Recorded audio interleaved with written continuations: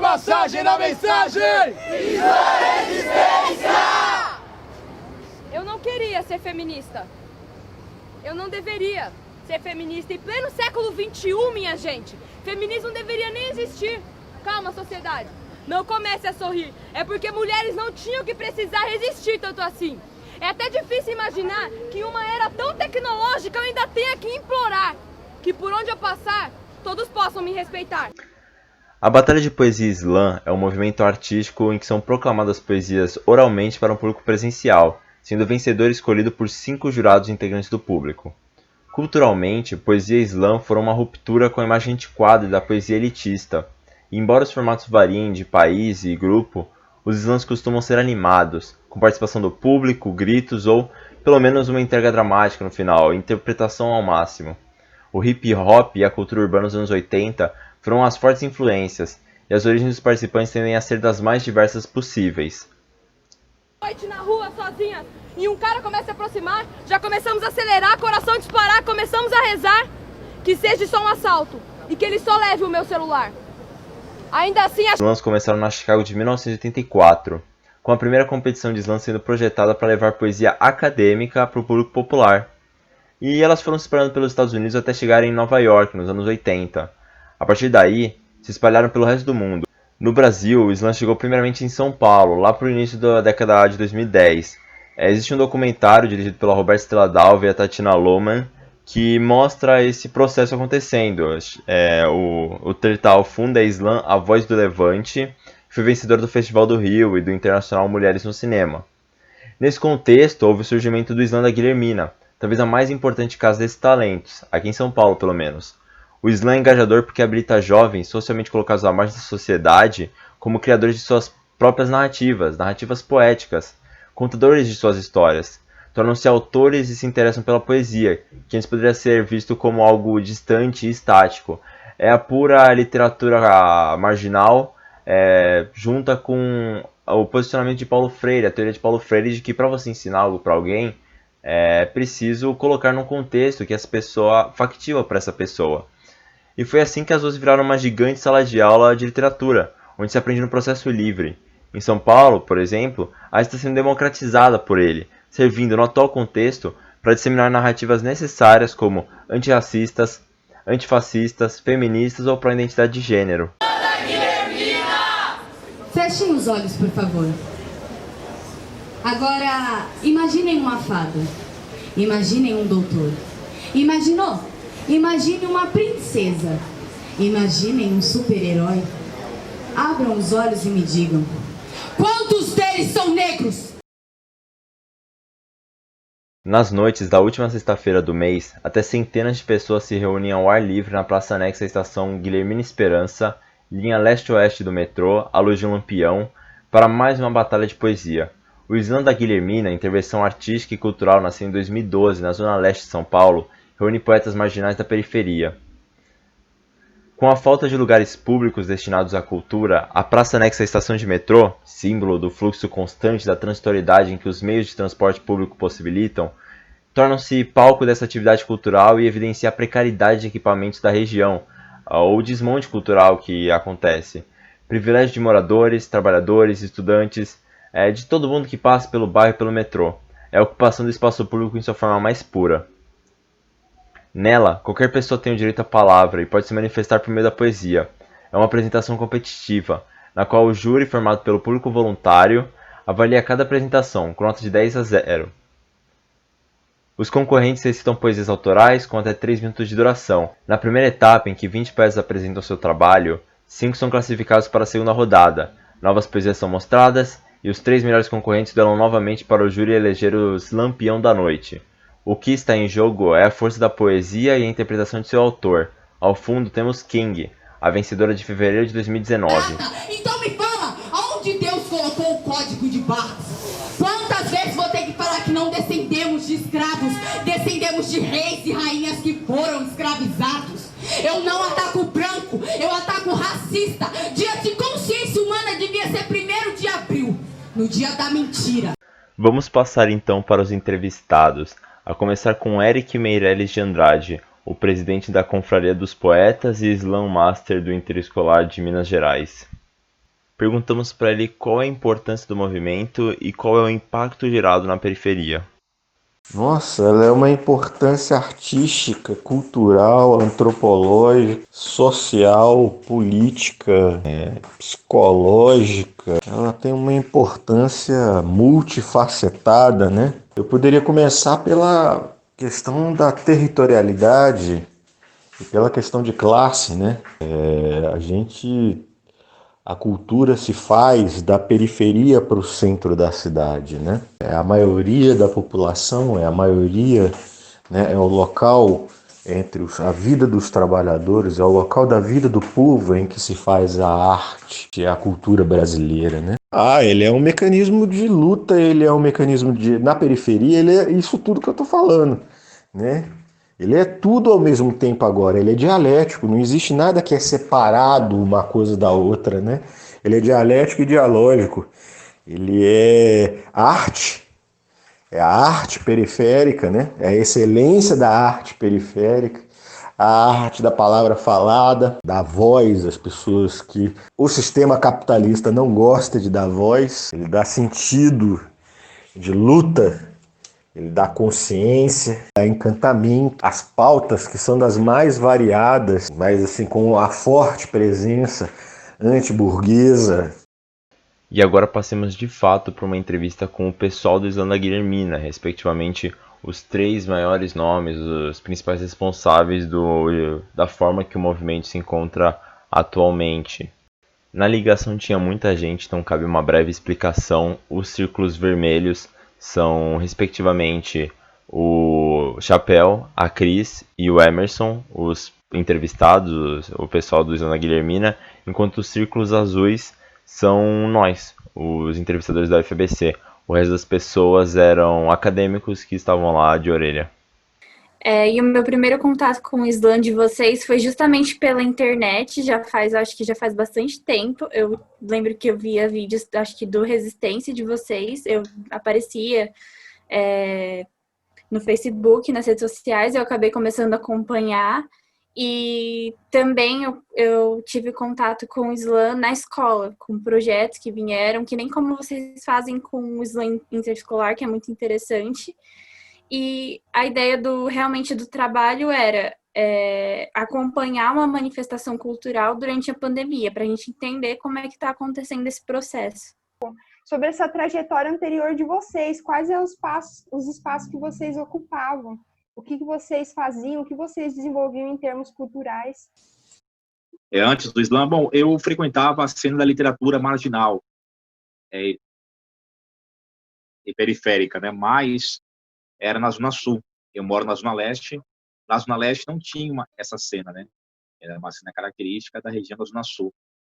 Em 2008 eu conheci o Islã, Zap Islã, o primeiro Islã do Brasil, e frequentei durante 4 anos. Mas não era uma cena ainda o Islã, ele era apenas um evento, né? Na minha opinião, uma cena é quando há vários, né? Tipo sarau, há vários saraus, então se liga a vários eventos, cria-se uma cena. E o Islã era um evento que acontecia na Pompeia, dentro do teatro. E eu ia fazer um sarau no Cangaíba, era a minha ideia, mas eu acabei me envolvendo com outras pessoas que me propuseram para mim que fizesse um Islã, né, mano? Já que não tinha o Islã, a Alberto Celanalva também me incentivou a criar um segundo Islã para ver se dava uma engatada, né, para que tivesse mais Islãs. Então eu um dia atravessando a praça da Guilhermina Esperança, né, eu conheci a Cristina e conheci também a praça da Guilhermina, me apaixonei pelas duas. E aí o Vandertier, grafiteiro, militante de Melito Matarazzo, me buscou em casa, falou assim, vamos naquela praça que você falou, que é muito legal, e vamos fazer um Islã. E aí a gente marcou, fomos até lá, vimos e marcamos, iniciamos a primeira edição do Islã da Guilhermina em fevereiro de 2012, no mês de fevereiro, né, na última sexta-feira do mês, e demos o nome da praça, né, tinha nome o Islã do que? Da Guilhermina. Não teve muita filosofia e nem muito o que pensar, né? Acho que os dois podem falar bem aí, depois da Guilhermina cresceu, né? Virou um fenômeno, é o primeiro Islã de rua do Brasil. Há hoje mais de 200 comunidades de poets Islã e a maioria é na rua. Então, e a minha vida mudou radicalmente, né? Eu fazia teatro antes, sou formado em artes cênicas, mas trabalhei, fiz vários espetáculos, porém, quando eu descobri o Islã, eu fui migrando para essa cena, me dedicando a isso, pesquisando, me especializando nisso, na performance da fala, enquanto organizador e enquanto poeta. Eu participei dos outros slams que foram surgindo. Em 2013 eu ganhei o Slam Nacional. Em 2014 eu fui para a França disputar o Mundial de Poesias. Fiquei em segundo lugar. Isso rendeu para a gente, não só para mim, mas para o grupo, mais visibilidade, mais gente vindo. Né? Minha carreira, enfim, ficou mais em evidência. E depois fui para vários outros países, né? Canadá, Caribe, Argentina, México. Hoje tem uma conexão aí com o mundo todo do Islã, da África, da Ásia. A gente se conecta, conversa, né? Tira dúvidas, dá sugestões. Bom, o que eu quero saber, o que a gente quer saber mais a fundo, assim, para vocês, qual realmente a importância do movimento, assim, na luta por direitos e na ampliação da democracia? O Islã, bom, como o Emerson falou, o Islã da Guilhermina, ele vai ser o primeiro Islã de rua, né? O primeiro Islã no Brasil, ele ocorre na Pompeia, num lugar de difícil acesso, apesar de ser um teatro hip hop e tal, né? Já vamos lembrar que o hip hop, né, também traz um engajamento muito grande em suas letras, mas não havia a distância dificultava que muitas pessoas chegassem ali. Quando se leva o Islã para a rua, aí já tem também há uma democratização desse gênero, né? Onde mais e mais pessoas têm acesso. E por ser na Zona Leste, a Guilhermina não é o fundão da ZL, não é o lugar mais precário da ZL, mas é um lugar de fácil acesso para essas pessoas desses diversos lugares, que a Zona Leste é um mundo, né? Então, São Mateus para São Miguel é um tempo gigantesco. Então, essas pessoas se encontraram ali. Essas pessoas, muitas também frequentavam saraus de periferia, mas como o Emerson disse, a cena era muito grande na Zona Sul, né? Trazendo essa cena para a Zona Leste, vamos dizer assim, que sacia a sede de muita gente, né? E são esses poetas que também conhecem muito a cena hip hop ou gostam dela, engajados, e como estão na rua, vamos falar dos nossos problemas, né? Os problemas da falta de acesso à cultura e todo modo de discriminação, né? Seja o machismo, seja o racismo, e esses poemas vão se tornando cada vez mais recorrentes. Eu gostaria de perguntar, ainda sobre essa questão da democratização, como vocês acham que o Islã reflete o desmonte cultural que está acontecendo, assim, em questão mais ampla, politicamente? Eu acredito que a periferia ela sempre se renova, né? Talvez hoje a cena é o Islã e em breve vai ser alguma outra coisa, né? Era o hip hop, então a periferia se manifestava através do hip hop, antes era o samba, o funk, então ela colabora nesse sentido, né? Uma voz que vai se renovando e a galera que estava nesse sarau, nessa pegada, pegou isso e colocou o discurso, a poesia também, né? Que tem algumas poesias fantásticas, tanto de amor, de convívio e tudo mais. E não tem como, o jovem ele tenta se espelhar em alguma coisa, né? E a gente conseguiu conquistar esse espaço, né? Fazer com muito trabalho e seriedade, né? Porque é necessário falar isso, nós somos bem comprometidos com o trabalho, registrar isso e tentamos potencializar isso para mais pessoas possíveis, né? Atualmente, qual é a importância das redes sociais para a disseminação do Islã e se eles ajudaram vocês durante a pandemia, né? Se foi um jeito de manter as pessoas engajadas. Porque o Islã, ele está nas redes sociais bem antes da pandemia, né? Aliás, o que faz o Islã explodir no Brasil são vídeos no YouTube, vídeos do Islã Resistência. Depois, eu gostaria também, como o Chapéu falou, que a gente falar da nossa organização, né? Como funciona o Islã da Guilhermina, porque é um Islã que também tem uma duração, uma longa duração, né? Nesses 8 anos, muitos Islãs surgiram, muitos Islãs sucumbiram, outros são mais sazonais, assim. A Guilhermina, ela mantém uma certa, mantém a sua periodicidade. Mas quando a Guilhermina começou, surgia lá um camarada chamado Adelson Chaves. O Adelson falava para mim, futuro da poesia, videopoesia, como dizia Leminski, etc.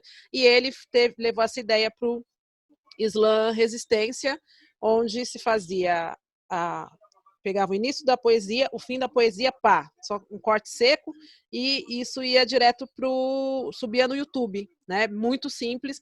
Isso teve uma explosão, se tornou um fenômeno nas redes sociais. E a Guilhermina também, como já fazíamos vídeos, a gente foi colocando nossos vídeos também no canal e, vamos assim dizer, um alimentava o outro. Muitas pessoas que viam o Islã da Guilhermina iam para o canal do Islã Resistência e vice-versa. Muitas pessoas do canal do Islã Resistência viam os vídeos da Guilhermina, né? A Guilhermina foi aumentando também o seu número de pessoas. Hoje acho que estamos em 40 mil, há um bom tempo, né? Com a pandemia, o que fizemos foi, o que acabou, né? A pandemia acabou catalisando, assim, e a gente foi buscando formas de trabalhar nesse novo momento, que aí acho que o Chapéu pode falar um pouco de como foi a experiência, como tem sido, né, a experiência de estar dentro da caixinha, né, e fora da praça e fora das escolas, que é o que a gente tanto gosta. Quando chega na época da pandemia, a gente tem um grande desafio. E esse desafio é como você pegar algo totalmente presencial, porque, eu vou dizer totalmente, porque o nosso foco sempre foi a praça, a convivência, né, aquela troca, olhar na bolinha dos olhos e se ouvir de verdade, né, a gente precisava disso. Aí a gente começa a traçar estratégia, a gente precisa traçar alguma estratégia. A gente tem um grupo do WhatsApp junto aos professores, a gente pega e começa a criar um sistema, e a Cris começa a estudar também para poder fazer a parte de Cresce 1, que ela é professora, e vem com essa demanda, e a gente chama toda a galera que trabalha durante o ano, né, chama dividido, né? Temos um ciclo formativo, esse ciclo formativo é elaborado pela Cris no modo Cresce 1, com atividades, depois a Cris, se quiser, pode dar mais uma pitada nisso. Só que a gente percebe que nas escolas os alunos não estão correspondendo, a gente pega os poetas para fazer vídeos, a gente faz vídeos, a gente tenta fazer toda a motivação, a gente monta a estrutura do Islã, e a gente encara uma verdadeira batalha que até eu tenho uma dificuldade de dizer agora, sem um estudo prévio, do tamanho de atividades que a gente fez para motivar as pessoas a participarem no interescolar. No Islã da Guilhermina, a gente tem uma sacada de premiar, né, pegar o dinheiro que a gente ia contratar pessoas, tipo Sérgio Vaz, o Ferrez, pessoas com um nome na literatura, que a gente tinha para poder pagar eles através do edital que a gente está contemplado em 2019 e 2020, e pede um remanejamento para valorizar o poeta.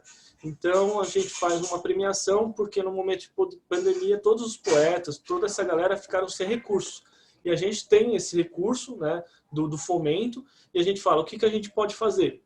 A gente consegue esse remanejamento e difundir essa grana. Então, toda edição tinha R$500 de premiação. Então, muita gente se interessou. Tipo, foi uma sacada não, né? Foi uma realidade que a gente se conflitou e falou, não, mas a gente pode fazer através desse viés pela Guilhermina. E no interescolar, a gente trabalha com 10 poetas formadores, que também são pessoas ligadas, que frequentam, parceiros, e a gente também potencializou com uma ajuda de custo através das oficinas virtuais que eles deram na escola e a participação dos slams. E outras demandas. A gente comprou muito livro para a premiação do interescolar com esse recurso, então a gente conseguiu pegar um recurso público que estava na nossa mão e converter ele na pandemia para poder dar mais acesso muito mais rápido que o nosso governo federal e o governo estadual, para chegar na mão desses poetas, que foi um grande alívio para eles. Então, eles poderiam contar com uma pequena renda, né, em época de pandemia, que virava um grande incentivo. E aí vocês podem acompanhar, e a gente fez a primeira edição da Guilhermina muito ruim, a segunda foi um pouquinho menos pior, e a gente foi aprendendo na marra, mas sem desistir. Então tem aquela coisa de ter persistência no que a gente estava fazendo. E no final da entrevista rolou uma coisa muito legal, que foi eles convidarem a gente para ser jurados na última batalha de slam do ano, que aconteceria online no dia seguinte, devido à pandemia, claro. Se alguém aqui quiser ser Marielle jurado, já levantou a mão. Marielle será jurada. Se alguém mais quiser ser jurado do nosso slam amanhã, né, ele teria um outro formato, mas a gente vai manter o slam, que é o que o povo quer. É isso que o povo gosta. Então... Mas é uma ótima experiência jurado. Você vai sentir o slam na pele, o que é ser jurado, avaliar a poesia. Eu vou dar... não consigo não dar 10 para essa pessoa. É uma experiência bem legal ser jurado. Depois decidimos participar e até gravamos um vídeo contando como foi a experiência. Bom, galera, agora são 10h05 da noite, o slam acabou de terminar. Eu já tinha participado de um slam presencial antes, mas não o slam de rua, como era o slam da Guilhermina. Eu tinha participado de um slam no ambiente escolar e sempre assisto já faz uns 3 anos as apresentações. Inclusive eu consegui ver hoje a Mari Félix, que eu sou apaixonada, e hoje eu tive a experiência de ser jurada. E, assim, foi uma coisa completamente diferente, porque tem a questão da responsabilidade de você estar vendo aquelas pessoas, aqueles artistas incríveis, e aquela pressão, né, de dar a nota, mas parece que você se envolve ainda mais com cada poema, com cada apresentação. A energia, assim, é uma coisa louca. E uma coisa que eu senti muito forte quando eu assisti presencial foi essa energia. E eu tava, assim, com receio de não sentir isso assistindo de maneira online. Mas veio na segunda poesia, o segundo poema recitado, eu tava chorando, assim, quando terminou. Foi algo que mexeu muito comigo, então, com certeza, assim, é indescritível. Fala, galera, beleza? Gabriel aqui. Eu e a Ana acabamos de ter a oportunidade em ser jurados do slam da Guilhermina. Eu conheci o movimento por causa desse trabalho. E ter essa oportunidade em ser jurado foi incrível. Primeiro porque a gente tinha que prestar muita atenção em tudo que eles falavam, em cada palavra, no jeito de se expressar, né? Para dar nota, para avaliar. Mas o extraordinário mesmo foi perceber, assim, a maneira afetiva com a qual eles recitavam as poesias e, né, aquele desabafo, aquela crítica, sabe, com muita força, mas também com muita criatividade, né, trazendo vários elementos para a poesia. Pô, esses artistas são incríveis e o slam, ele é transformador, ele dá espaço de fala para pessoas da periferia, de classes desfavorecidas, a se posicionarem, né? Então, estou muito agradecido em ter feito parte disso. E valeu aí, gente. É nóis. Oi, gente. Eu vim falar pra vocês como foi a minha experiência com o slam da Guilhermina. A gente conseguiu ver o último slam do ano, então foi uma experiência bem legal, bem incrível. Um fato que me chamou muita atenção foi porque tinha outros poetas de outros estados, então eu acredito que trouxe muita diversidade e agregou muito na batalha de ontem. O fato dos organizadores serem bem organizados, bem animados e estarem sempre com aquela energia incrível transmitiu muita animação para o pessoal que estava vendo, o pessoal que estava no chat também, que eu dei uma olhada, estava bem animado, estava adorando. E também tinha torcidas organizadas de alguns poetas, estava lá torcendo e comentando. Então foi uma experiência bem legal e bem incrível.